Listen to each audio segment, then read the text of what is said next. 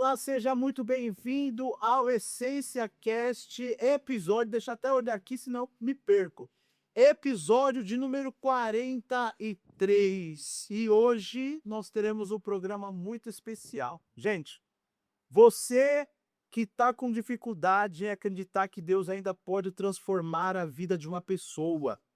Você que de repente olha dentro da sua casa, tem um familiar e diz: ó, não vai ter jeito, não tem o que fazer com a vida dele, é só esperar a notícia de morte.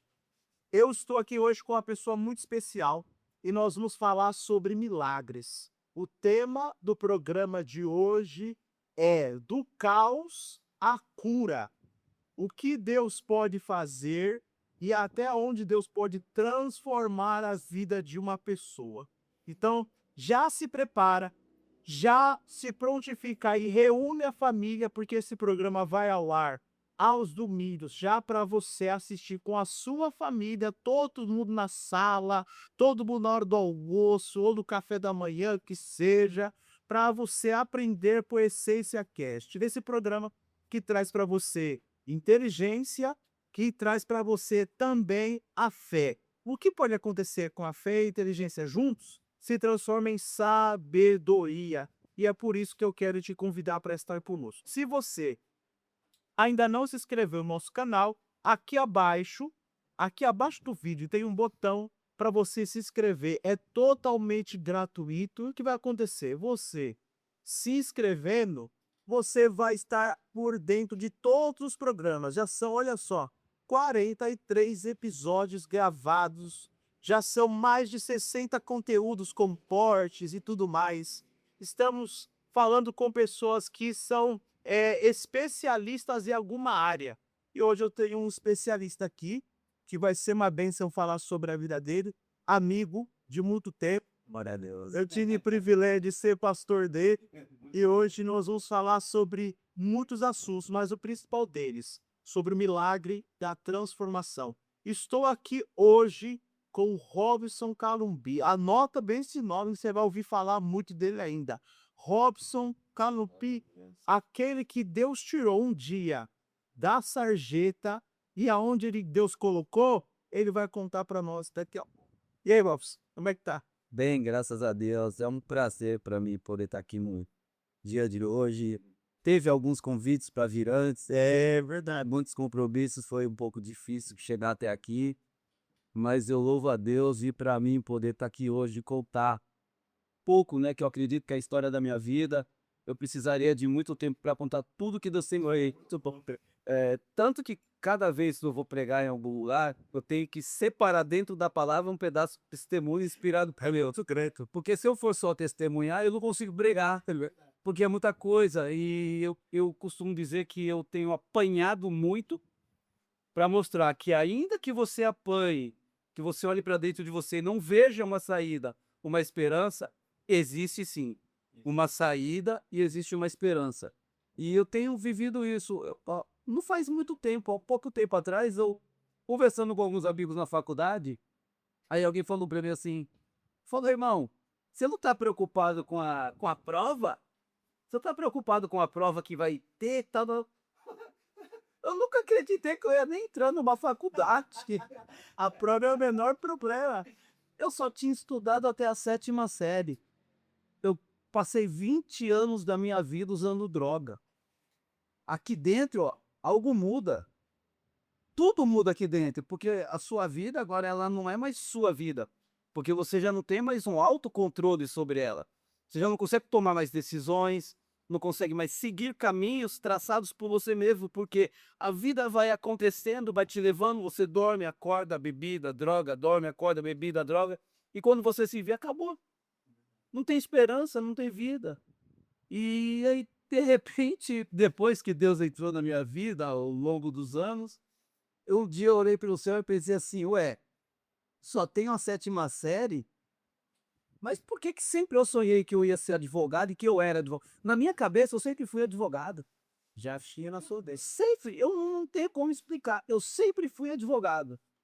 E um dia eu acordei e falei, vou ser advogado. Me lembro que comentei com algumas pessoas, inclusive parentes. E eu ouvi assim: você não acha muito, não?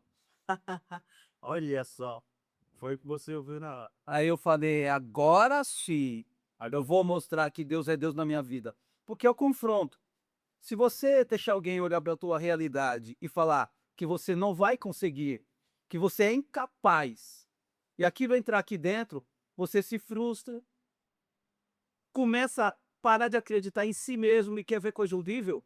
É uma pessoa que olha para o espelho, para a sua própria imagem e começa a falar: você não vai a lugar nenhum, você não presta, você não vai conseguir porque você é incapaz. Aquilo te destrói por dentro, você acaba acreditando naquilo que você ouviu. E aí todos os sonhos que você tem, os projetos da sua vida, eles se param numa caixa fechada. Você coloca isso numa caixa fechada e vai seguindo a vida a bancarrotas. Você para de acreditar em você mesmo. Eu não. Se falar pra mim que eu não vou conseguir, arrumou um problema, porque você vai ter que me engolir. Olha isso. Porque eu conheço, em partes, não na totalidade, o Deus que eu sirvo. É por isso que quando aquela pessoa perguntou pra mim da prova, eu dei risada e falei: eu cheguei até aqui sem estudo. Estou no meio de um monte de aluno que estudou em escola particular. Minha faculdade é paga. Então, assim, todo mundo que está lá, na grande maioria, é pessoas que têm um poder aquisitivo bacana. Eu não. Eu trabalho o dia inteiro, troco de roupa dentro do carro na maioria das vezes, entro na faculdade, lavo os braços lá dentro, encaro uma aula até 10 horas da noite, e aí eu saio de lá muito feliz e satisfeito, sabe por quê? Porque cada dia vencido é uma vitória quando eu deito na cama. Quando eu vou deitar, que é a primeira. Deus, obrigado pelo dia de hoje, eu venci. Acabou. Pessoal, é só talvez. Vocês já ouviram o spoiler que o Robson deu? Olha só, alguém que esteve 20 anos usando drogas e hoje, ele é um estudante, já está prestes a se formar, daqui a pouco tempo se forma, mas ele já trabalha, já que ele estava dando spoiler aqui, eu vou adiantar também. Ele já trabalha na área de direito.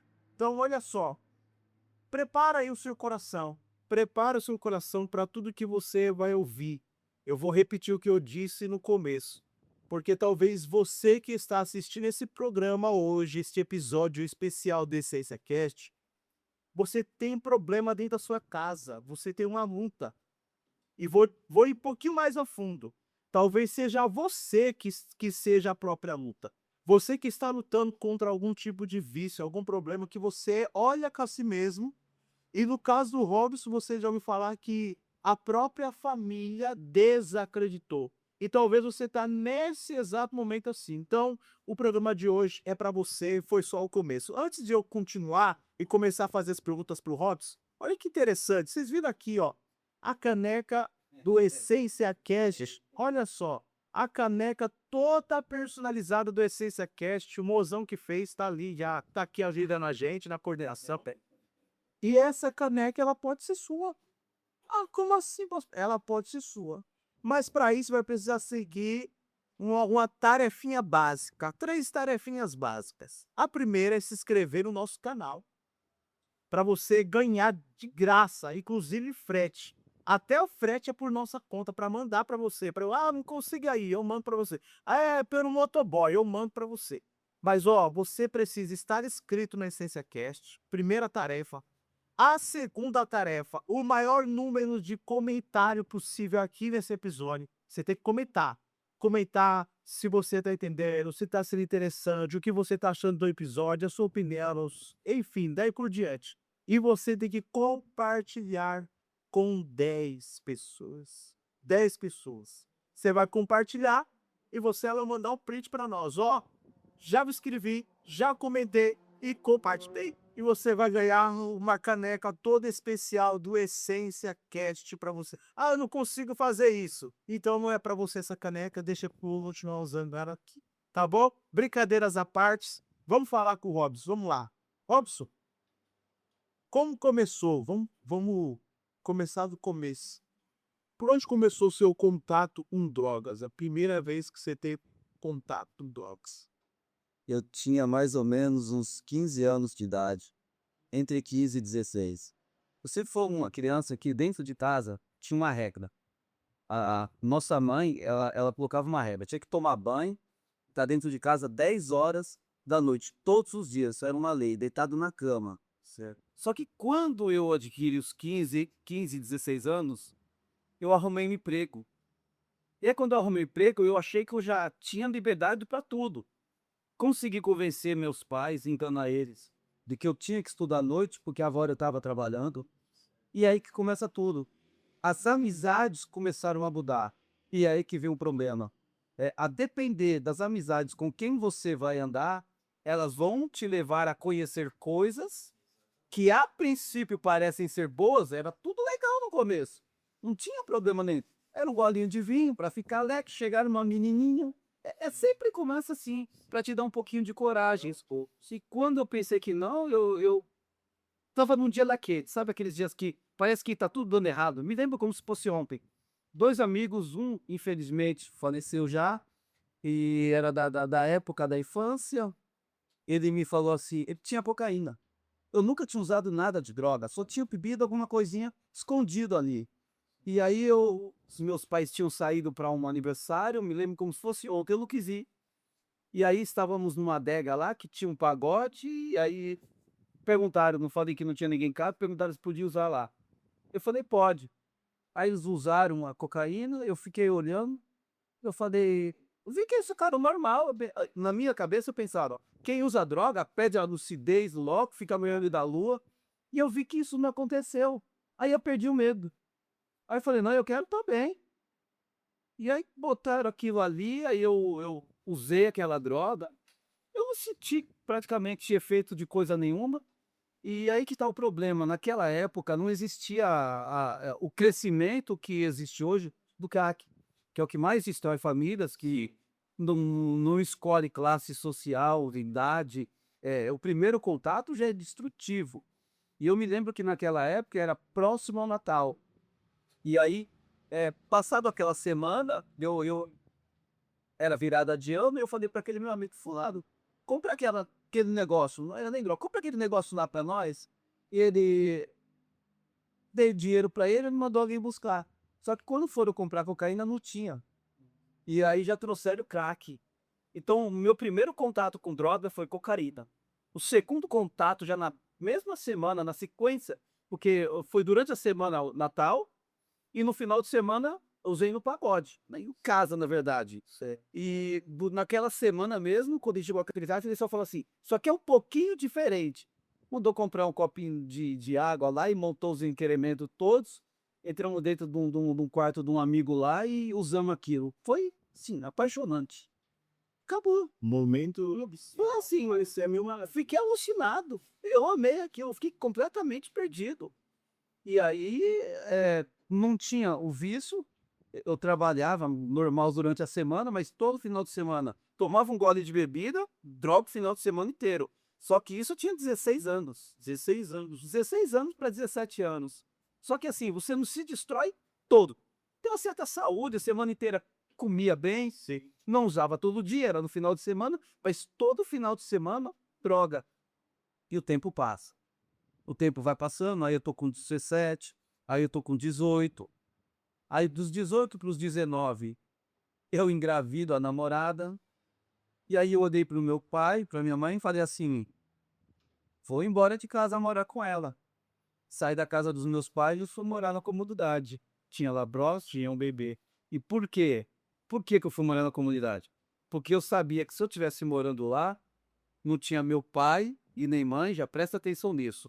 Porque pai e mãe nunca quer o mal do filho. O filho que acha que é macho o suficiente e que pode largar pai e mãe e tomar decisões da sua própria vida. Eu já era de maior, tinha entre 18 e 19 quando engravidei ela. Então eu saí da casa dos meus pais e fui morar na comunidade. Por quê? Porque eu amava ela? Não. Porque eu ia poder usar droga sem ninguém pegar no meu pé. Teve um dia, eu nunca me esqueço desse dia, que começou a chover. E eu morava num quartinho com ela, que era um puxadinho da casa da mãe dela. Eu morava num quartinho ali, do lado era o viu, e nesse quartinho não tinha nem banheiro. Para ir no banheiro tinha que passar por dentro da casa da mãe dela. Então, às vezes, eu queria urinar, eu urinava no balde e jogava no rio. Olha o que eu estava passando. Assustado já. E aí, eu me lembro que eu queria comer e eu não tinha o que comer. Começou a chover, eu não ia atravessar, porque eu cheguei muito doido de droga. Eu não ia atravessar por dentro da casa da mãe dela para ir no banheiro. Pastor, eu nunca vou me esquecer desse dia.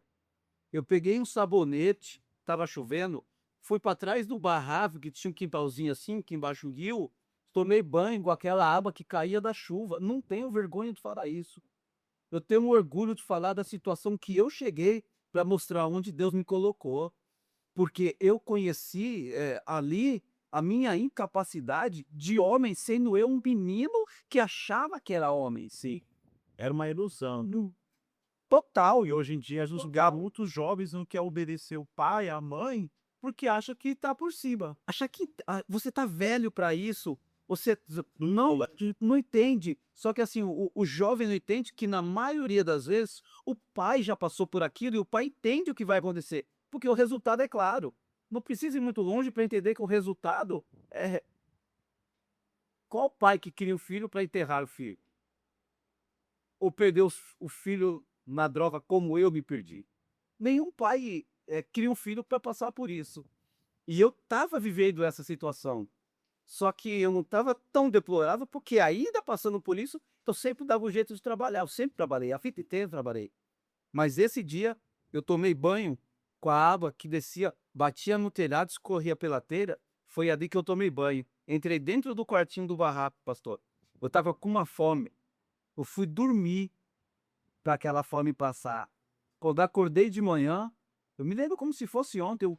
Casa dos meus pais eram perto. Aí eu fui para a casa dos meus pais, cheguei lá com a minha mãe, dei um sorrisinho, uma brincadinha com a minha mãe, fiquei enrolando ali um pouquinho, ela já preparou o almoço. Eu tava era com fome. Você não tinha o que comer. Não tinha o que comer, não tinha coragem de falar para ela o que eu tava passando.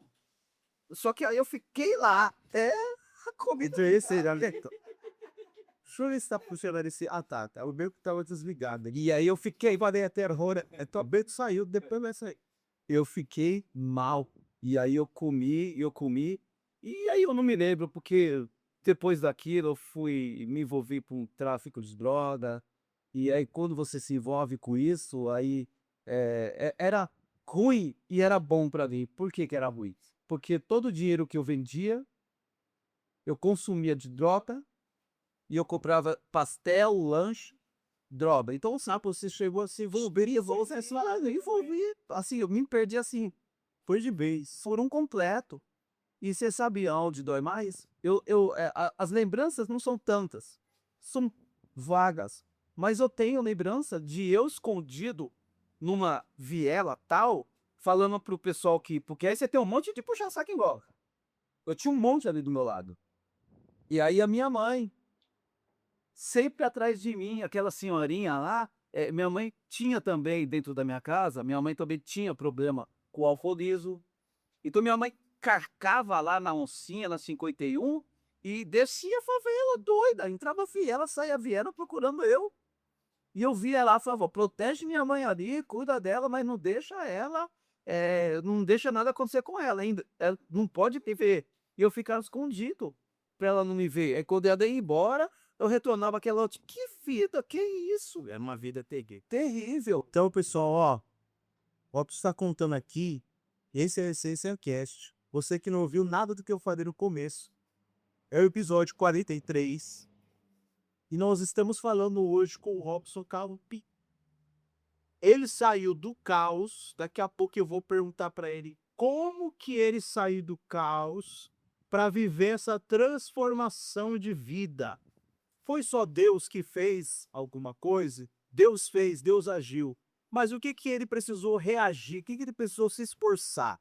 Então, ó, eu citei agora há pouco, para você que quer ganhar essa caneca, citei agora há pouco. Você que quer ganhar a caneca totalmente personalizada do Essência Cast, para você se inscrever no canal, para você deixar o maior número de comentários, não é sorteio, é o maior número de comentários, se inscrever no canal e compartilhar com 10 pessoas. Então não é, quem fizer isso, não, quem fizer o maior número de comentários e comentar com 10 pessoas, compartilhar com 10 pessoas, vai ganhar a caneca do Essência Cash. E o Robson está contando aqui para nós como que ele entrou na vida do vício e depois ele ainda entrou na vida do crime também. Porque até então, enquanto você tá no vício, você destrói só você. Quando você vai para o crime, você está destruindo agora você e mais outras famílias. Isso. E aí o Robson contou para nós que a ilusão de muitos jovens que passa por isso que acha que tá bombando e tudo mais. E ele falou um ponto aqui interessante. Você disse que dentro da sua casa também tinha vício. Sua mãe era viciada. Ou seja, então você já tinha um exemplo que não era muito favorável, Sim. né? E aí o Robson foi. E quanto tempo você passou mais ou menos nessa vida? Você nem Ó, começou por 15, não é isso?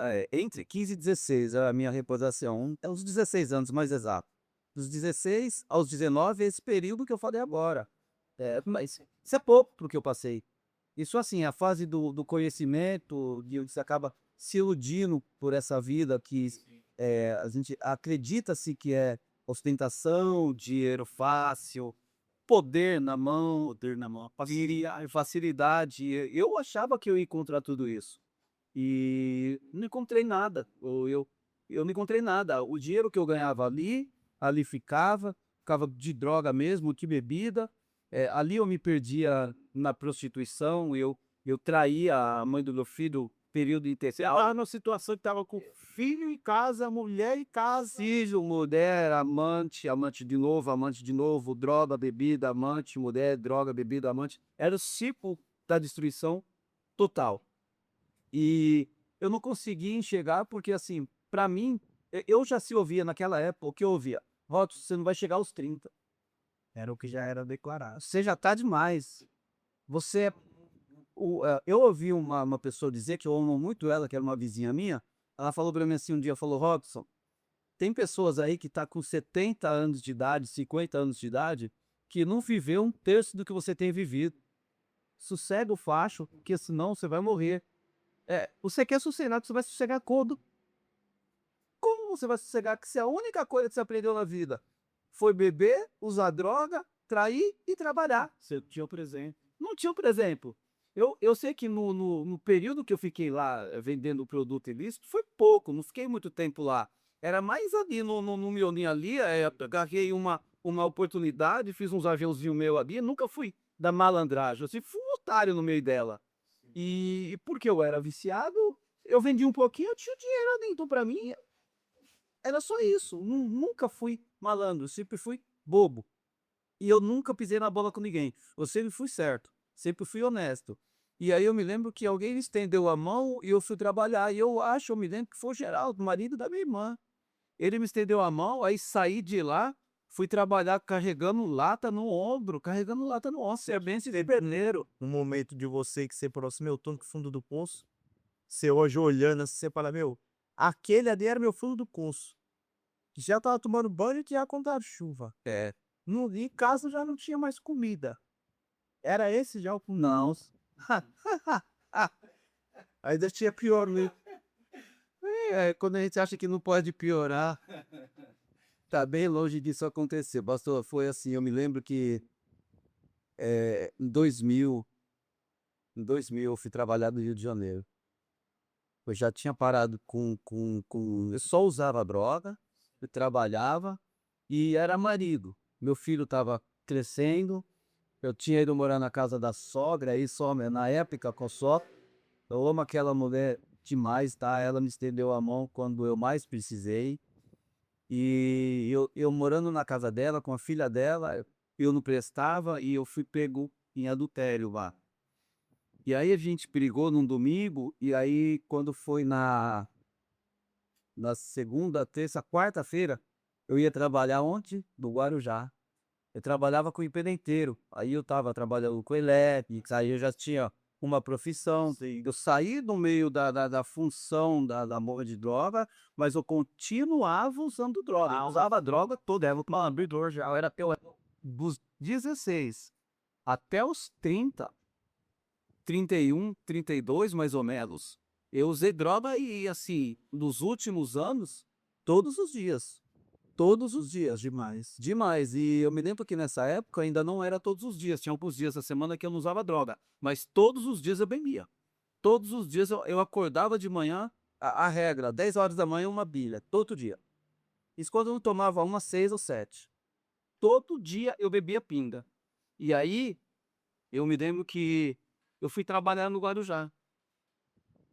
E lá no Guarujá, o eletricista bom de trabalho, ganhava um dinheiro bom, então eu tinha muita bebida. Primeira semana eu conhecia as bocas de drona, já sabia onde comprar os produtos. E conheci uma pessoa lá. E aí, tinha acabado de separar aqui, Certo. conheci outra cá, Sim. e aí eu comecei a morar aqui. Sim.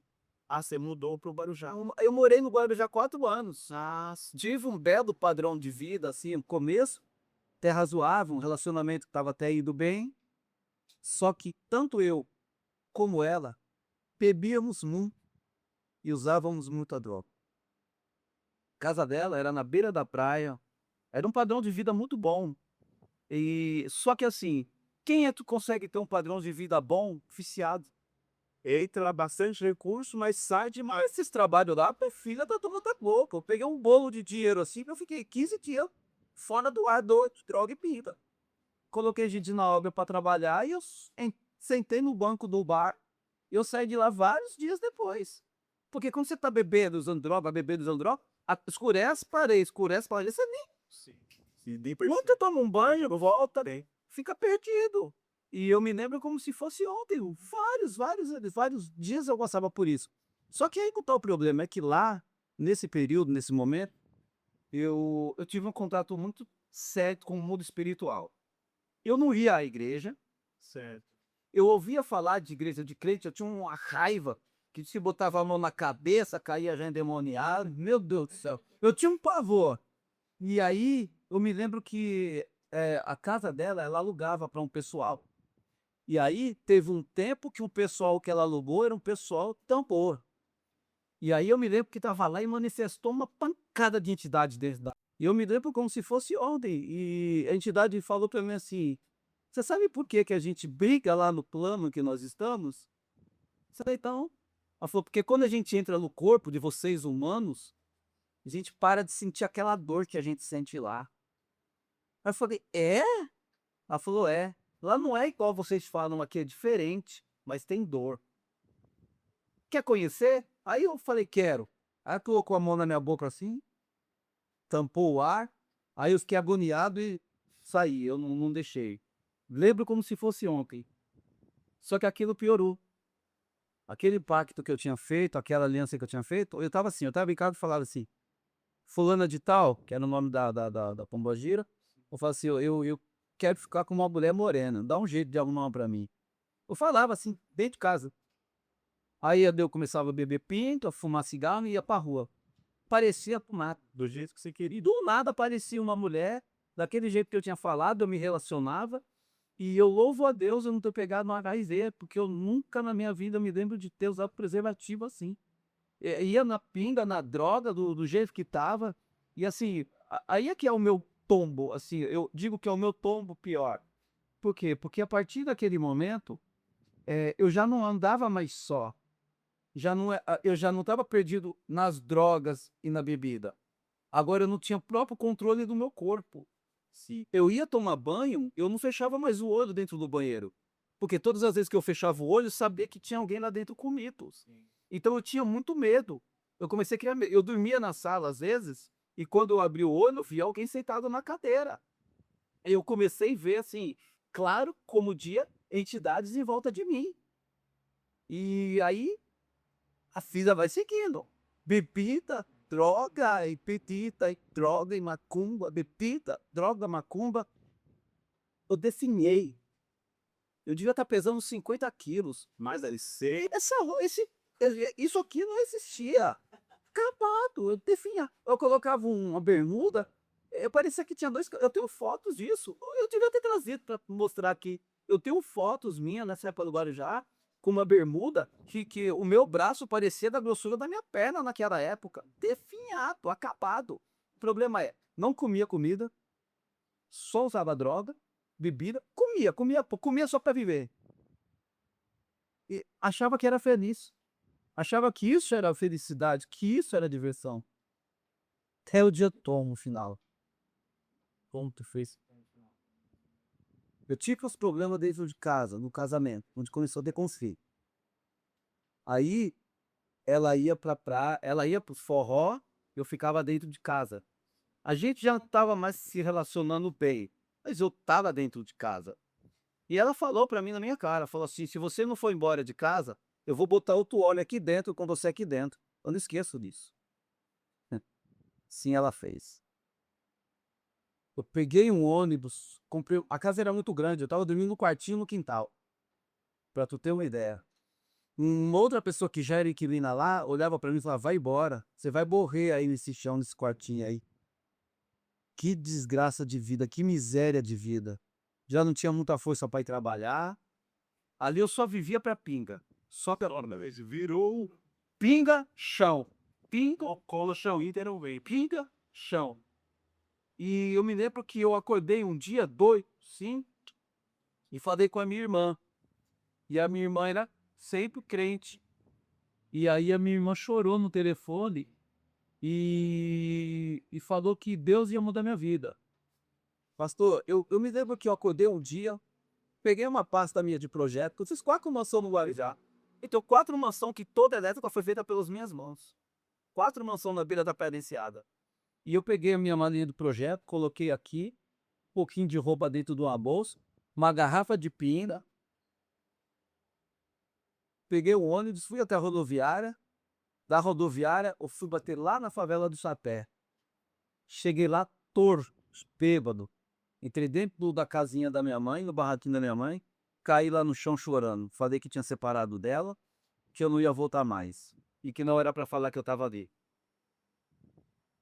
Dali, daquele período em diante, ela falou pra mim que tava grávida. Eu tinha acabado de sair de casa praticamente, e ela me disse que estava grávida do amante, o homem que agora é o marido dela, que ela estava vivendo. Sim. Aquilo pra mim foi assim, arbotatar. Aí eu bebia e ficava pela rua cair. Ali já era, jogou uma hora você já tá não, dormindo na rua. Eu dormia na rua, literalmente com um corotinho de pinga no meio das calças. Eu comprava um corotinho por R$ 1. E aí eu bebia aquele corotinho e escondia aí no meio das calças. Eu ia andando, não tinha onde eu não aguentava andar. Onde eu vi um lugarzinho que dava uma brechinha, lá eu caía. Aí quando eu acordava, eu pegava aquele corotinho, dava mais os dois. Quer ver o agoniado? É quando eu via que não tinha mais R$ 1 pra comprar outro corotinho quando acabasse aqui. Eu ficava doido. E aí eu ia atrás de alguém pra fazer um biquinho. Eu fazia um biquinho. Eu trocava um disjuntor, ganhava dinheiro pra tomar pica 15 dias. E fiquei na rua, literalmente. Eu saí da casa da minha mãe, meu pai já estava vivendo com a família dele em outro lugar. A minha irmã morava em Cotia, eu não tinha recurso, eu não tinha pra onde ir. Eu não queria que ninguém me visse daquele jeito. Então eu ficava pela rua. Ficava pela rua, perambulando pelas calçadas da vida. Dor? Ah, eu sei o que é dor. Eu chorava sem ter lágrima. Sabe quando você olha pra você assim? Aqui, ó. Essa bochecha minha, elas eram tão inchadas. Meu beijo era desse tamanho assim, ó. Parecia que tinha, aqui, ó, de pinga. Quando eu falava, o cheiro de podre, que eu não suportava o meu cheiro de podre de falar. Pensa nesse. Assim, eu morto que só respirava. Pessoal, tá dando para vocês prestar atenção da situação em que o Robson chegou e se tornou morador de rua, viciado em bebida. E nós estamos falando de uma pessoa que também era projetista na parte elétrica. Era não, e é, né? Porque eles aprendem. É um projetista na parte elétrica. Só que o vício abateu ele de tal maneira que ele estava morando, dormindo na rua. Tinha família, tinha casa, tinha para ir, mas ele sabia do peso que ele estava gerando para a família. Então isso é muito sério, isso é muito grave. Por isso que eu disse para você que esse programa ele é muito especial e que vale a pena você compartilhar com o máximo de pessoas possíveis. Porque o vício, ele é uma realidade no Brasil. Estamos falando aqui só do Brasil, é claro que é em outros países, mas o vício é uma realidade hoje que destrói famílias. Inclusive, eu gravei já um episódio falando sobre os jogos de azar nos dias de hoje. Ainda não soltamos no ar, mas em breve ele vai ser postado aqui para vocês também acompanharem. Agora eu estou falando de uma pessoa que estava literalmente com a vida perdida. Olha o que o Robson contou, que falaram para ele assim, ó, dos 30 você não passa. Essa vida que você leva, dos 30 você não passa. Agora, para você que perdeu a esperança, eu vou pedir para o Robson começar a contar como foi o processo de transformação da vida dele. Porque, olhando para a situação atual, era de esperar que você morrer. Sim? É só esperar isso aí, ó. É só esperar a hora de chegar a notícia que morre. Porque a gente está num país que as pessoas queimam morador de rua, a gente sabe que é isso. O pessoal joga, taca fogo. A gente está num país que as pessoas matam pessoa na rua. Não precisa nem ser morador de rua, só entrar na rua o pessoal mata. E pelo que parece, mesmo sem você conhecer Deus ali de fato, você já tinha apontado para o mundo espiritual, conhecer o mundo espiritual pelo um pior caminho já. Sim, pelo caminho da negridão. Vamos lá. Mas, de alguma maneira, Deus estava te guardando. Para algum propósito que você talvez na hora nem sabia que existia. Sabia. Sabia, lembrei. Você sabia. Você, peraí, eu acho que tem algum propósito. Para eu estar vindo nessa situação, tem algum propósito. Não tem. É porque é difícil de acreditar. Eu me lembrei que quando eu era criança, a minha mãe, mesmo com os problemas do álcool, ela sempre chamava os crentes para em casa fazer uma. Vai lá orar. Vai lá orar. E tínhamos esse problema. Por quê? Porque a casa em que eu morava, hoje eu sei que ela era um terreiro. Quando meus pais alugaram a casa para morarmos lá, eu não sabia. Mas o todo da casa, que era um pai de santo que morava lá, foi velado no quarto do meu pai. A gente não sabe. Aquela casa era toda perturbada. Eu nem contei, mas quando eu era criança, eu vi pessoas dentro de casa, eu conversei com pessoas. Minha mãe me levou em tudo quanto era lugar e falaram que tinha que desenvolver minha mediunidade, porque eu via gente morta. Que naquele filme lá do Sexto Sentido, antes eu vejo gente morta. A mesma coisa aconteceu. Pastor, eu cheguei a andar com pessoas falecidas da minha família na minha casa, numa madrugada, e eu gritar para os meus irmãos, porque eu vi aquilo, e de repente eu estava andando com eles, e isso eu estou colocando porque eu estou escrevendo um livro, O Encontro de Deus com o Homem na Sarjeta. Lá sim, eu estou contando tudo o que aconteceu comigo, do princípio a hoje. O que o que Deus tem feito na minha vida vai ser uma honra. E eu me lembro que quando me aconselharam, que eu fui até o quarto dos meus pais, que eu vi eles dormindo, e nós não tínhamos quando criança, nós não íamos no quarto dos meus pais, que era lá na frente. Banheiro, cozinha, era tudo pra cá. Lá era o quarto dos meus pais. Eu me lembro que eu fui com eles, quando foi de manhã, a minha mãe falou que era o jeito que eles dormiam direitinho, o jeito que eu vi. Mas eu me lembro que quando eu tava voltando com esses parentes meus, que eu olhei que o meu corpo tava lá na cama. A minha irmã estava lá, meu irmão estava lá. Então, assim, eu sei disso porque eu nunca esqueci isso. Eu era criança. Por algum motivo, Deus permitiu isso acontecer comigo. Hoje eu entendo assim. De vez em quando eu peço para Deus me mostrar umas loucuras aí, porque eu sou doido pelo mundo espiritual. E essas experiências que eu vivia lá atrás desse período, nunca que aconteceu mais. Mas eu me lembro como foi, claro, como o dia. E nesse período de criança, a minha mãe trouxe os irmãos para orar lá. Só que manifestava entidade. Eram os gripos. Eu tinha uma vizinhança muito grande. Quando eu saía pra rua, os vizinhos ficavam todos perguntando o que aconteceu. Me davam um ódio. Por isso que eu tinha raiva de crente. O vizinho queria saber porque minha mãe estava gritando daquele jeito. Era minha mãe com problema espiritual. Graças a Deus, Jesus entrou na minha casa. Eu e minha casa são todos praticamente libertos. Porque ele libertou. Mas naquela época, não. Naquela época era todo mundo praticamente perdido e nós criança. Criança perturbada dentro de um lar que já tinha influência negativa. De quando começou a transformação? Uma situação que você tá. Uma crente entrou lá e eu não queria ficar lá no quarto. Foi lá orar também. Aí, quando ela estava lá orando, que minha mãe gritou que era para mim ir lá, senão ia me pegar, aquela irmã falou: não toque nele, porque ele é ungido do Senhor e foi ungido no seu ventre. Vai ser o pastor, vai pregar a palavra de Deus nos quatro cantos dessa terra. Aquela mulher falou para minha mãe, esqueci daquilo. Pela primeira vez foi liberada uma palavra profética. E eu era criança. Só que olha a vida que eu estou vivendo agora. Olha onde eu cheguei. Não fazia sentido. Olha onde eu cheguei. Eu bebia todo dia com desejo de morrer. E a minha irmã, que era crente, ela me pegou e me levou para a casa dela. E quando eu cheguei na casa da minha irmã, ela era caseira de uma das Assembleias de Deus. E ali eu chorei demais. Eu e a minha irmã sempre foi muito carne e unha, sabe? Hein, Flávia? Flávia, abraço, viu? Deus abençoe. Ela me levou para casa dela, meu cunhado Geraldo, e ali eu passei o período de 1 ano e pouco, tratamento. Não, troca e bebida e dormia do quintal. Minhas sobrinhas me abraçavam, me levavam, me arrastavam para dentro de casa, me davam banho, me colocavam na cama, nunca desistiram de mim. E me levavam para a igreja. Foi a primeira vez que eu entrei numa igreja, levantei a mão para o céu, lá dentro da Assembleia, e aceitei Jesus como Salvador da minha mão. Eu chorava muito porque a dor era muito grande, eu estava sofrendo muito. Você sabe qual que era a minha oração todo dia? Deus me mata. Era isso, todo dia. Só que quando era 6 horas da manhã, eu já acordei de novo. Eu não morria. Eu pensava, eu não presto nem para morrer. Tá se dire na pouco. Só que aí teve não sei se foi numa sexta-feira ou estava, que teve um trabalho forte.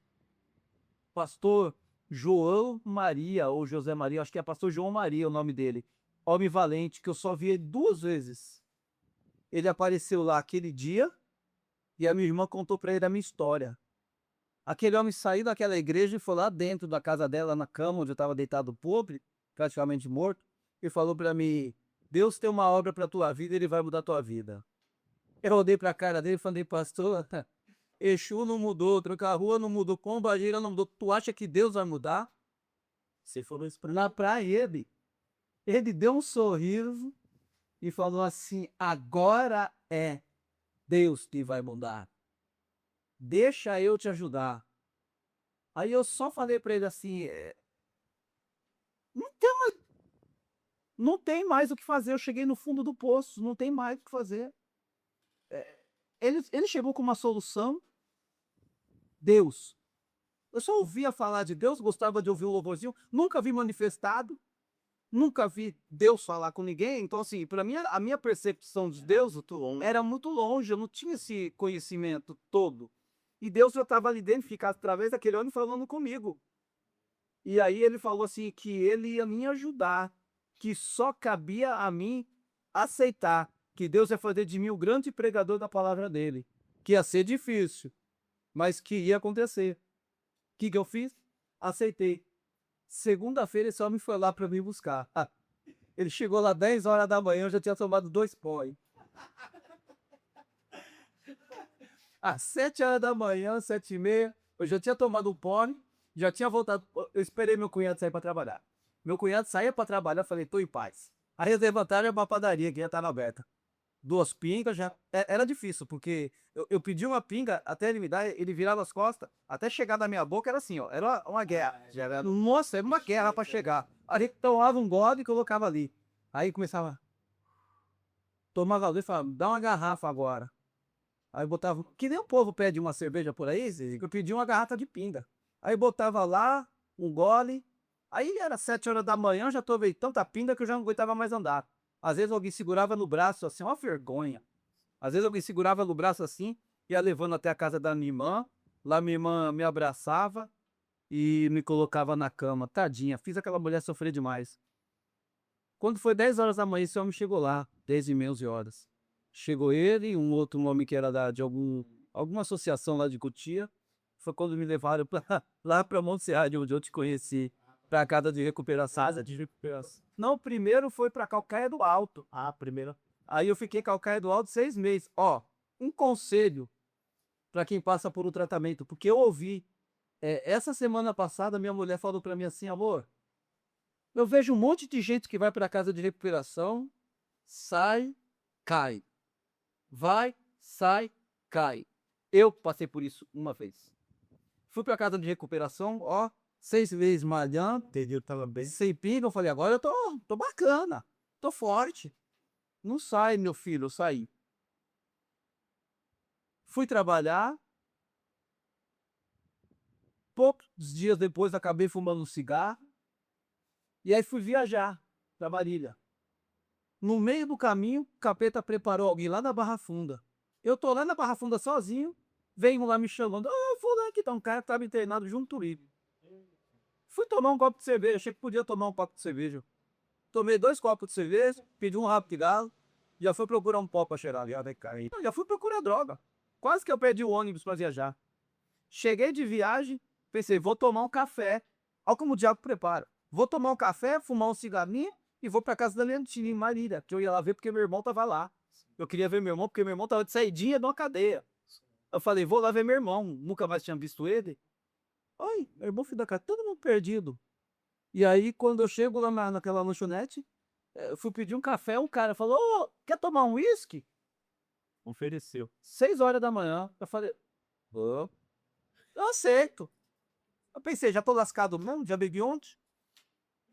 Passei mais um ano perdido, um ano perdido. Só que agora a minha ex-sogra me aceitou na casa dela.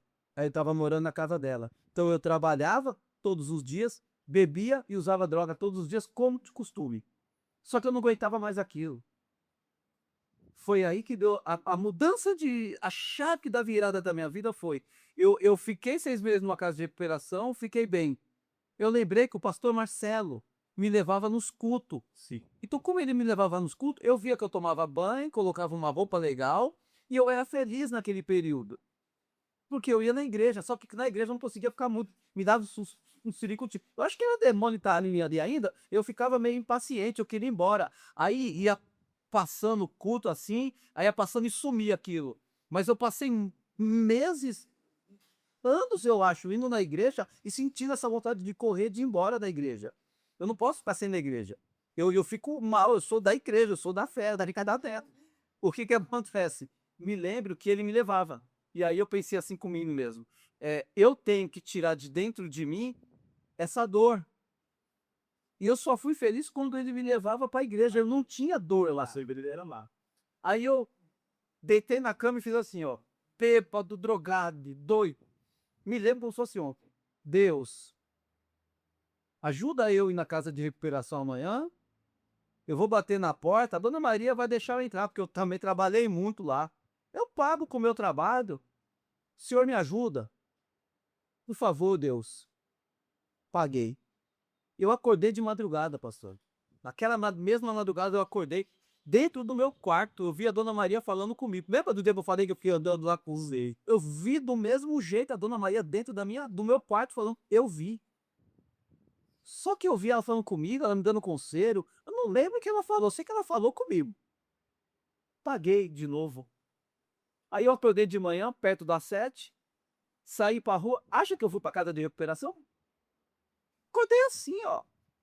E fui pra rua atrás com um copo de pinga, 7 horas da manhã. Aí encontrei com um amigo lá, vamos tomar uma, paga uma lá. Encostamos no balcão do barzinho da dona Sebastiana. Ela falou, ele pagou uma pinga, eu tomei um gole e tomou um gole. Aí ela falou: "Quanto você quer pra fazer essa mureta aqui pra mim que tá entrando água?" Aí eu falei: R$ 50. Ela falou: "Pago 20." Eu falei: "Dá um maço de cigarro e enche um copo de pinga aí que eu vou fazer." Lembra que eu tinha orado?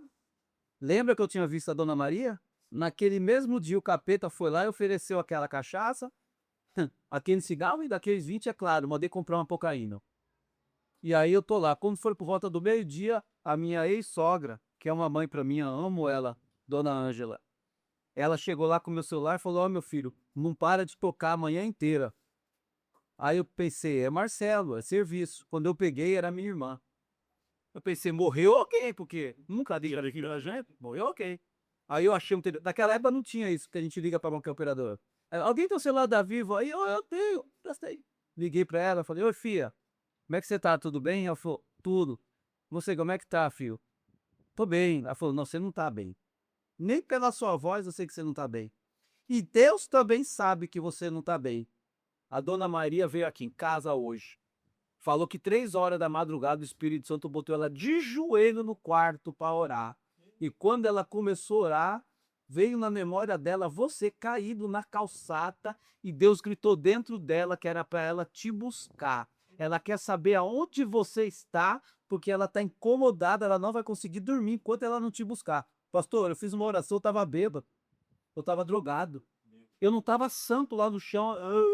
Não, eu pedi socorro. E quando a gente pede socorro, com coração, com verdade, duvido Deus não responder, pastor. Enquanto eu pedi o socorro aqui, ele olhava para ela lá. A dona Maria me levou para a casa de recuperação. E aí foi que ela me levou para a divisa de São Roque, que foi quando eu conheci o Senhor. Eu me lembro como foi. Fui pro boteco tomar uma cachaça. Tô internado na casa de recuperação, tô mentindo. Os planos de Deus são maravilhosos. Eu entrei na casa de recuperação para me tratar, não tô me tratando. Eu tô na casa de recuperação, tô comendo bem, tô gordinho de novo, tô fazendo uns exercícios, Só uma iradia. tô tomando ping e tô fumando escondido. O que que eu fiz? Eu saía à noite, todo mundo ia dormir, e aí eu saía escondido, vou lá em cima tomar uma pinga do Boteco do Formigão. Só que aí eu subi, tomei umas 3 pingas. Quando eu tô descendo, eu olho assim, tem uma igrejinha lá. O pastor negão lá dentro, gritando que nem um doido. Lembra da Ágata? Lembro. Aí eu vi a Ágata. Eu falei, nossa, que mocinha bonita. Olha o que eu pensei. Aí eu vi outras pessoas e falei, nossa, que povo bonito. Vou aqui nessa igreja. Vou aqui. Pensei comigo assim, vou entrar aqui. Não foi por causa de Deus. Foi porque eu vi um monte de moça bonita lá dentro. Deus tem o plano dele. Sim. Só que quando eu entrei dentro daquela igreja, não aquele dia, porque eu me prontifiquei a voltar e eu não ia beber pinga. Aí eu saí num dia daqueles, eu tava subindo lá, eu vi lá escrito lá o dia que ia ter culto numa plaquinha. Sim. E aí eu subi lá, fui lá e sentei. E quando eu sentei, justo naquele dia, tava o pastor Paulo lá. Nunca me esqueço desse dia. O pastor Paulo saiu de lá do altar onde ele estava, me deu um abraço, começou a falar. Não me lembro o quê, porque eu comecei a chorar logo. E ali começou a minha vida. Aí ali começou a minha vida naquela igreja. Eu descia para a casa de recuperação, continuava bebendo pinga, continuava de vez em quando usando droga, continuava fumando, mas eu ia para a igreja. Aonde que a minha vida mudou? Eu me lembro como se fosse ontem.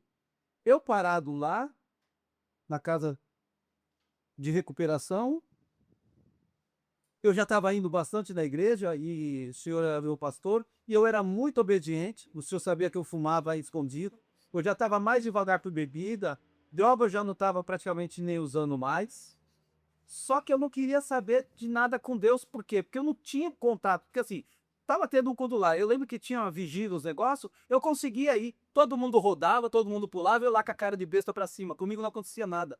Eu pensava, Deus não gosta de mim. Eu sempre pensei isso. E aí eu me sentia rejeitado. Mas eu sabia que era porque eu ainda bebia e eu ainda tinha me atrapalhada. Só que chegou um dia que o Narciso falou pra mim assim, falou, olha lá, Robson, na televisão. O pessoal tá indo pra praia com a família no final de ano e eu tô condenado a morrer aqui dentro dessa casa de liberação. Tive todos os homens aos meus pés, hoje sou soro positivo e vou morrer aqui. Você foi mulherengo? Para aqui, do mesmo jeito. Eu olhei para aquela televisão e eu pensei, opinião, opinião, Deus e opinião. Eu falei, hoje eu vou sair, eu pensei aqui. Mas é a última vez que eu vou beber, a última vez que eu vou usar droga e a última vez que eu vou fumar. Pedi pro Hércules R$ 10 emprestado. Peguei o ônibus, fui bater lá na favela do Sapé. Comecei a beber já na divisa de São Roque. Cheguei lá na favela do Sapé, bebi, passei a virada de ano perto, do lado da casa da minha sogra.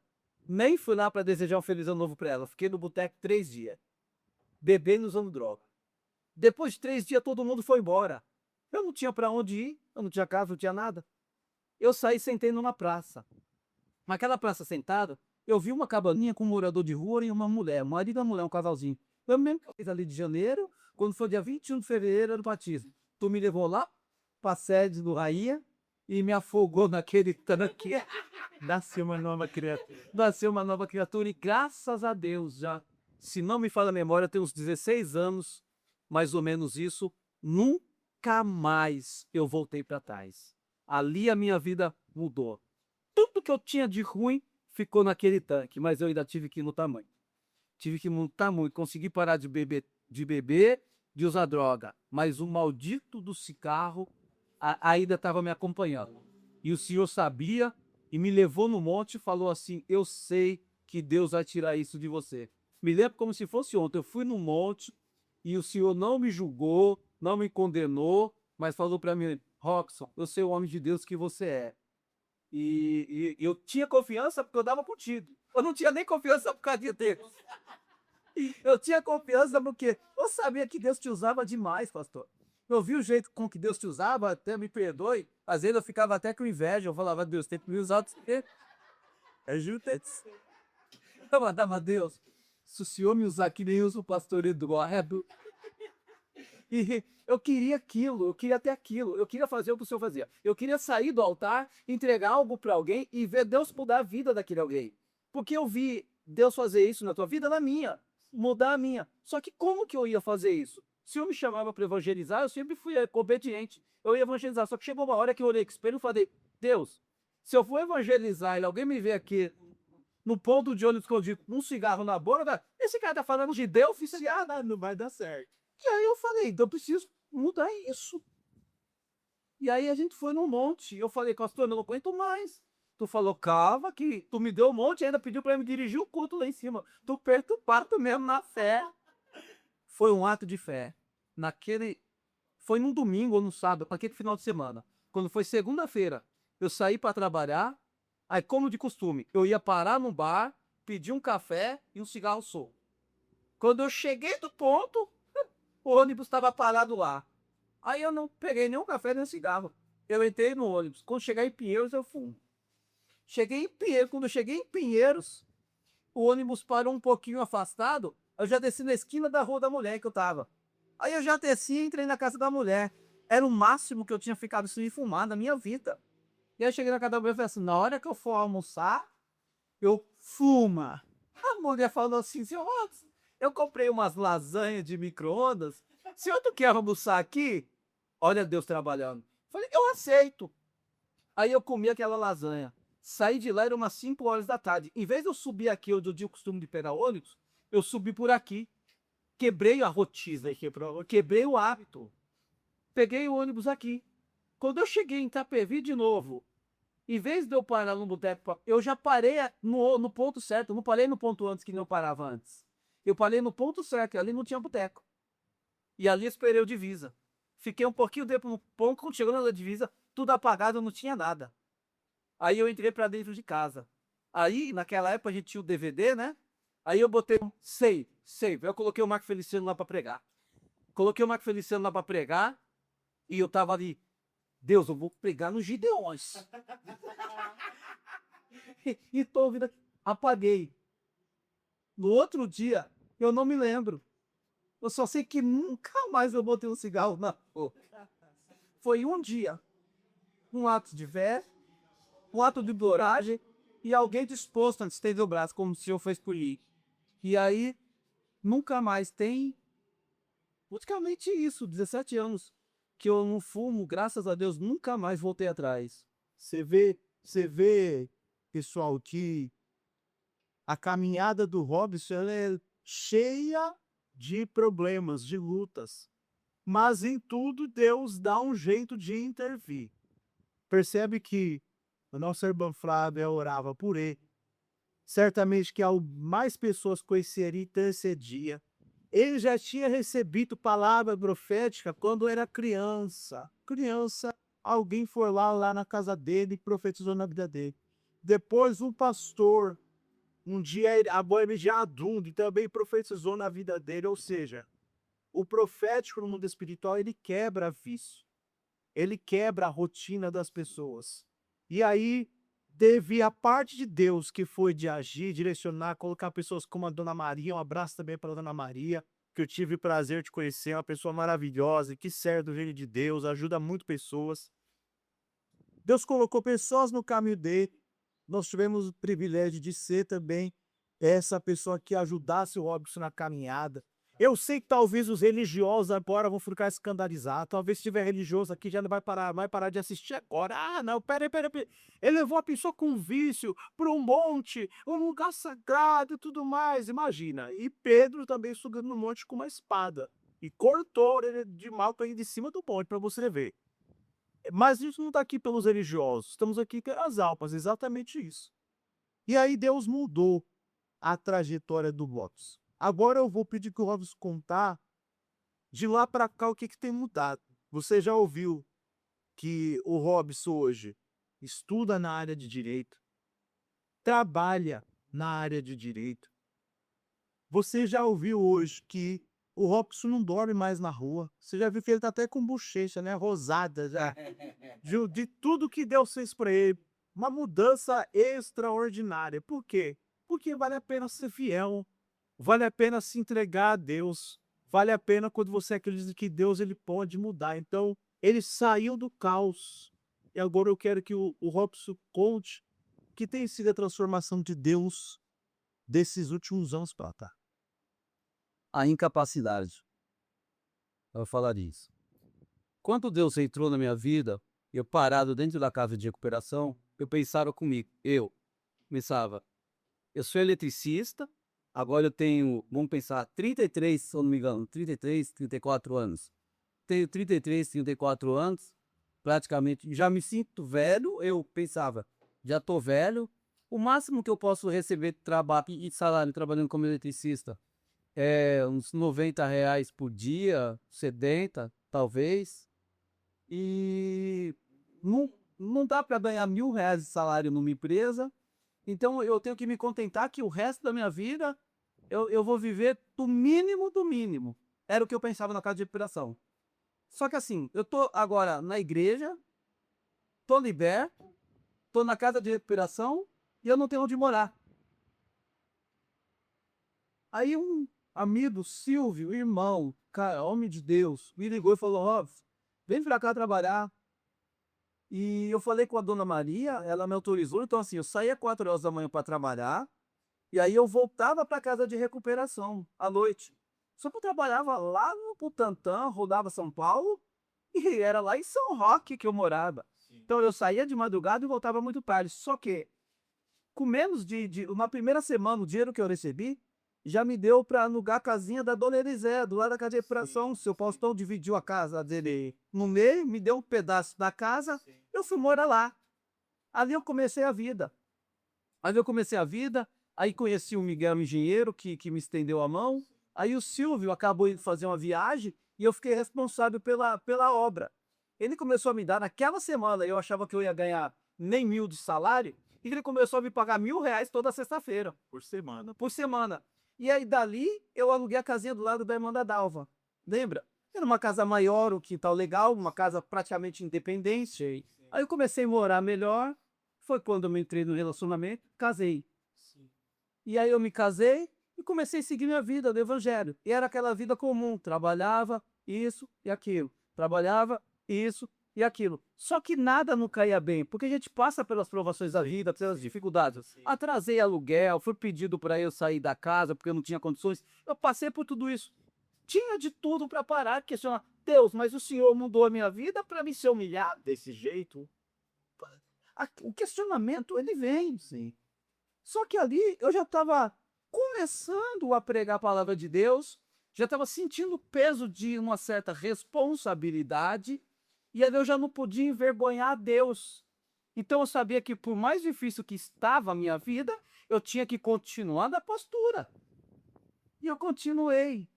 E o tempo começou a passar, eu mudei da divisa de São Roque, fui para Cotia, passei por um processo muito difícil no relacionamento, e acabo tendo um divórcio também.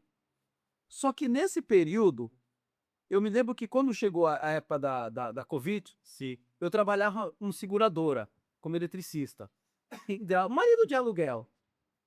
Eu olhei para Deus e falei para Deus assim, eu sempre sonhei que eu era advogado. Sempre sonhei. E aí eu olhei para Deus e falei, meu Deus, eu preciso, vou estudar. Vou estudar. Só que assim, eu só tinha estudado até a 7ª série, trabalhava até umas 9 horas da noite, todos os dias, não tinha como estudar à noite. Vivi uma vida corrida, não tinha tempo para nada. E aí eu peguei Covid. Fiquei em casa, preso. Não sabia mexer com celular, com computador, com nada, mas tinha um notebookzinho lá.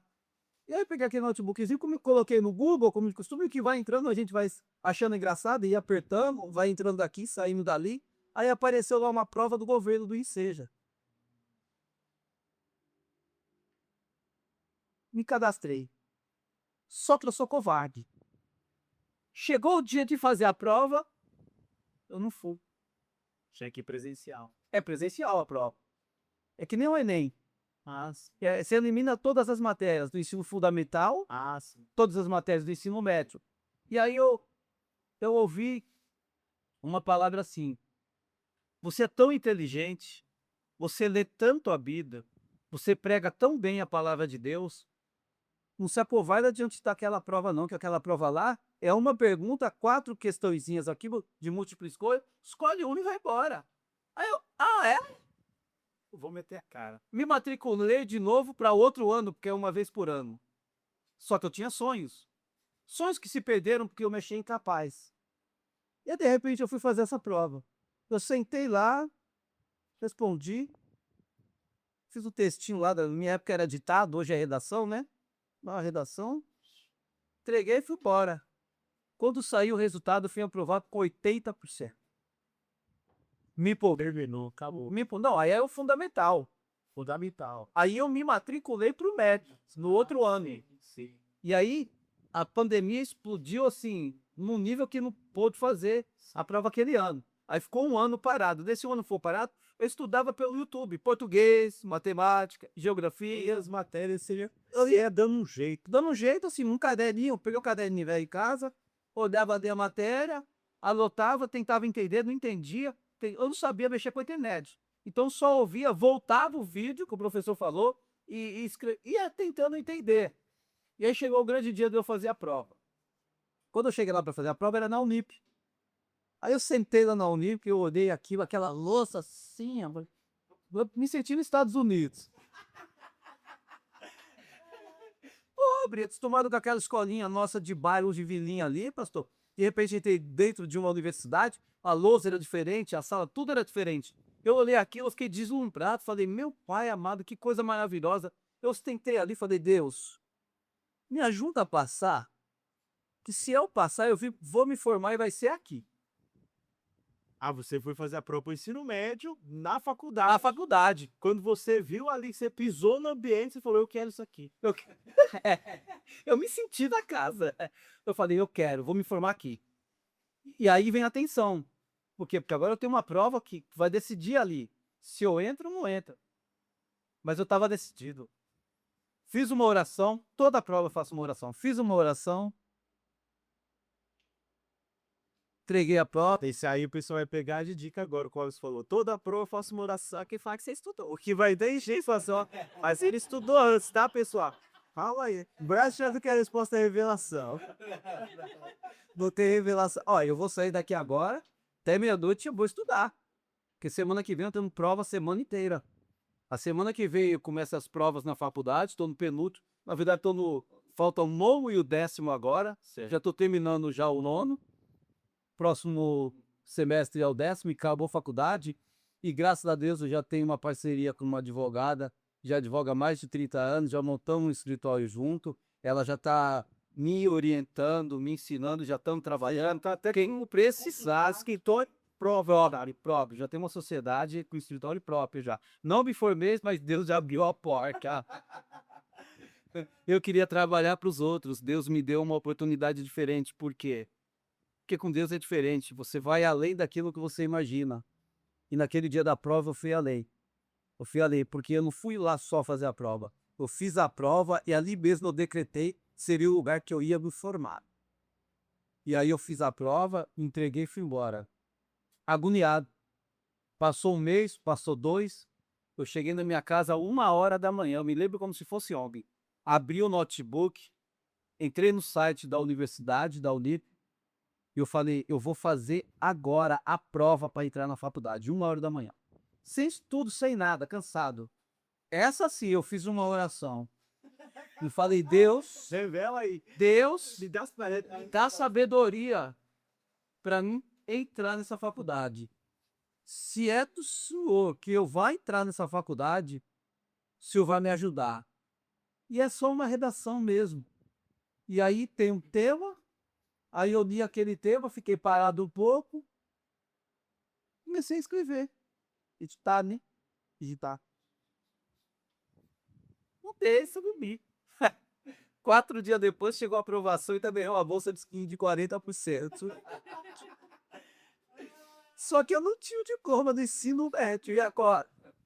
Ah, é, porque não saiu o resultado. Não saiu o resultado ainda, eu fiquei agoniado. Aí eu fiquei quase depressivo. E aí eu me lembro que foi dia 13 de janeiro daquele ano. 4 anos, 5 anos quase. Eu cheguei em casa e aí eu como de costume, Google. Aí tava, saiu o resultado do ICEJA e tal. Eu cliquei. Ô, prof, fiquei em matemática de novo. Ô, prof, passei. Ô, era mais comentário negativo. Ô, prof, antes daquele entrar no coração, eu saí. Aí eu entrei na minha página. Aprovado, 78%. Você falou, é só isso que eu precisava. Caí de joelho no chão, chorei, chorei, chorei. Agradeci, agradeci. E Deus me deu uma grande vitória. Deus me deu uma grande vitória. Só que antes de entrar na faculdade, eu trabalhando com seguradora, atendendo o cliente aqui, ali, ali, ali e ali. Porque entrar na faculdade foi difícil, como eu contei. Mas e pagar a faculdade? Se manter lá, né? Pagar. E tudo isso. Eu me lembro que eu estava ouvindo louvor um dia, parado, desempregado. E aquele fala, filho meu. Sabe que é a tio sobrinho lá que canta? Isso, sim. Eu ouvi aquilo, eu comecei a chorar, chorar, chorar, chorar. Eu falei, mas Deus, não me abandona não. E eu tinha feito um currículo enviado. E já tinha mais de mês. Isso foi de manhã. E eu saí para trabalhar com um presbítero aqui em Itapevi, aqui, eu esqueci o nome dele também. Era o Sérgio e o Vanderlei. Sim. Eu tava trabalhando com eles dois. Sim. E de ajudante. Sim. E aí eu vim, trabalhei com eles, quando eu tava voltando para casa às 6h30 da tarde. Meu telefone toca. Naquele mesmo santo dia. E aí eu atendi. Alô, alô, seu Robson? Aqui é a fulana de tal, Valéria, da Porto Seguro. O senhor tá trabalhando? Eu falei, não. Ela falou assim, porque o senhor foi aprovado para uma seleção amanhã. Eu cheguei em casa, eu chorei de alegria, porque eu estava passando por uma necessidade muito grande. Você não tava aprovado, passou a prova, mas só de. Não tá aprovado, mas só de poder ir pra seleção, é motivo de alegria. Você quer mais? Gente se sente incapaz. Fui para a seleção, sentei numa sala, mais de 30 pessoas. Eu fiquei olhando para aquelas pessoas e pensando, cara, Pessoa mergulhada. não dá para mim. Não dá para mim. E aí, eu tenho um problema. Eu consigo subir no altar, pregar, mas eu, para mim me apresentar em público ou coisa parecida, eu sou muito acanhada. Hoje eu vim tremendo pra cá. Já tá até tendo gargalhado aqui. E aí eu me lembro que aqui, Pai nosso que sai do céu, Deus me dá força. Deus, tira essa tremedeira. E ela vai entrevistando, perguntando para um, perguntando para outro. E aí descemos para almoçar. Porto Seguro pagou tudo. Subimos. Quando subimos, ela continuou perguntando e perguntou para mim, e você? Aí eu me apresentei, falei meu nome. Aí ela falou, você tem algum conhecimento com elétrica e hidráulica? Aí eu falei, pelo menos 20 anos. Aí ela falou, uau. O rapaz que estava do lado falou, eu perdi ele tem a minha idade de experiência. Me lembro como se fosse ontem. E aí terminou aqui eu tava quase no fundo aqui, escondidinho. Aí terminou, aí ela falou assim: eu vou chamar algumas pessoas no particular. E aí ela falou: Fulano, Beltrano e Robson, vem vocês aqui. E eu fui, pastor, de 30 pessoas. Só foi aprovado eu mais 2. Eu comecei o outro dia, ó, 2. Comecei no outro dia. Naquele mesmo dia, eu já fiz a prova manual lá, né, a técnica mesmo. E aí no outro dia, eu já comecei a trabalhar na condição. Aí já tem companhia. Não, isso foi antes. Que eu atropelei um pouco antes. Aí eu comecei a trabalhar na Porto Seguro e nesse período eu atendi um cliente, eu via que a Porto só deixava mexer numa torneira e não deixava mexer na lâmpada. Cada um chamado diferente. Sim, sim. E aí eu pensei, puxa vida, eu vou abrir um trabalho meu no Tem oportunidade. Aí eu abri uma empresa no Google, gratuita, de elétrica e hidráulica. E aí começou uma pessoa que eu atendia, eu dava o link, a pessoa avaliava, Foi chamando. foi chamando. E aí, quando eu fui aprovado para a faculdade, eu já não estava mais trabalhando em seguradora nenhuma. E o meu negócio no Google tinha explodido, tinha crescido. Entendi. Eu já tinha muito cliente, Já tinha uma carteira de clientes. Eu trabalhava para um engenheiro, que é o engenheiro Miguel, que eu trabalho com ele até hoje, na verdade. E aí eu tinha muito cliente que eu trabalho particular. Então, ou seja, o que eu ganhava ia me fortalecer para pagar faculdades. Mas o senhor lembra que eu estava morando na calçada? Lembro. Da calçada Deus me deu carro, Deus me deu casa, Deus me deu apartamento, Deus me deu mais carro. E hoje eu olho para trás para tudo que eu passei e eu só consigo sentir gratidão. Gratidão porque eu decidi acreditar que Deus ainda podia fazer alguma coisa na minha vida. Só que você sabe qual é o problema disso? Entre o acreditar que Deus pode fazer, tem o você acreditar em você mesmo e as palavras que você vai ouvir que vão te derrubar. Porque palavra para te derrubar, elas vêm todos os dias, eu recebo até hoje. Só que para derrubar quem acredita em si mesmo, isso é muito difícil. Pessoal, nós vamos começar a partir para o final e eu vou pedir para o Robson deixar uma palavra de fé e de esperança para você. Como você já ouviu aqui, o Robson também é pregador. Também é pregador. Daquele pregador, pelo que você ouviu do testemunho dele, é o pregador que dá para você levar para culto de jovens, porque os jovens enfrentam muitos problemas com drogas. É o pregador que dá para você levar para culto na área familiar, culto de domingo, da família, precisa de falar de família, de restauração na família e tudo mais. É a pessoa que dá para você levar para culto de homens. É a pessoa que dá para você levar para culto de libertação. Ele ama a libertação. E ama a libertação. É com ele mesmo, é gótico de libertação. Mas tudo isso é fruto da transformação que Deus tu fez na vida de Robson.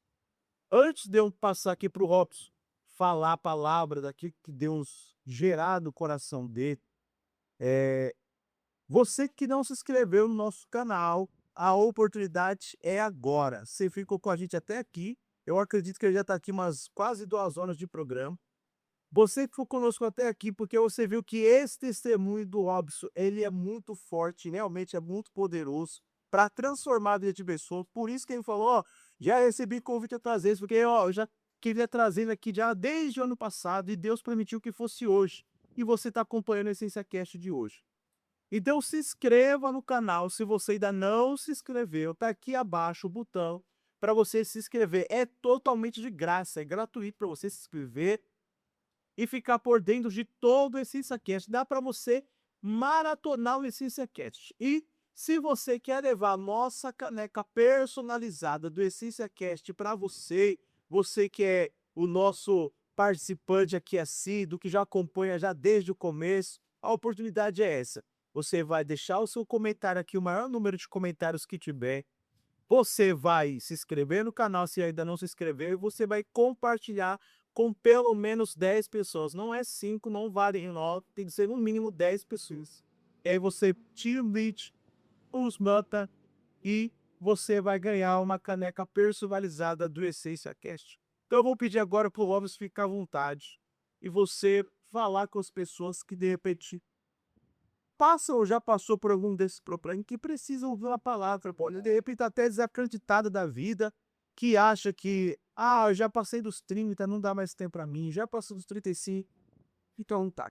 Aliás, falar de idade, quando eu entrei na faculdade, eu tô com 48 anos, tá? Eu pensei assim, caramba, só jovem e eu velho aqui. Entrou um professor lá, tá? De direitos humanos.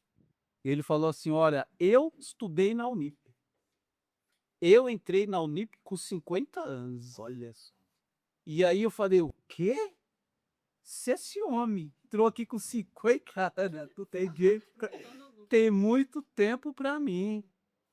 Agora, eu tenho um pensamento, é muito importante, uma referência bíblica, e eu me lembro que quando subíamos ao monte para pregar, lá, pastor, não tinha esse negócio de a gente ficar abrindo a Bíblia na hora e ler, porque a palavra de Deus, ela nos alimenta todos os dias. Um cristão que é um cristão, ele tem que conhecer a palavra de Deus, ele tem que entender.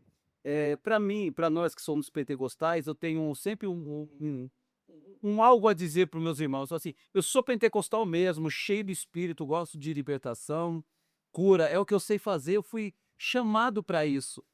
Mas mesmo você sendo pentecostal até o tutano, você tem que ser pentecostal até o tutano, mas você tem que ter conhecimento da palavra. A gente tem que pregar a palavra, é que nem agora. Eu não estou vendo minha Bíblia aqui porque ela está ali dentro da minha bolsa. Mas eu tenho palavra de Deus dentro da minha mente, no meu coração. Porque a palavra de Deus, ela é meditada. E ela é usada no momento oportuno em toda e qualquer situação. Eu, por exemplo, eu atendo muito cliente. Tem muito cliente que procura você, um advogado, e aí ele coloca os problemas dele na mesa. Meus problemas que vêm pela minha mesa, eu vou tratar o que é direito e eu vou tratar o que é espiritual. Então, comigo é diferente. A pessoa não é tratada só na área do direito, ela é tratada também na mente e no coração, através da palavra que geralmente Deus revela para mim. Sim. E aí, se eu tiver que perguntar qual é o propósito de Deus comigo, é o que eu me pergunto, é o que muita gente se pergunta. Se você parar de acreditar em você, eu gosto muito de falar daquela mulher samaritana, sabe? Sim. Jesus, ele tinha que passar por Samaria, era-lhe necessário. Só que o problema da palavra, a tratativa da palavra não era com a samaritana. Se a gente parar para analisar essa passagem bíblica, Jesus queria dar uma lição aos discípulos.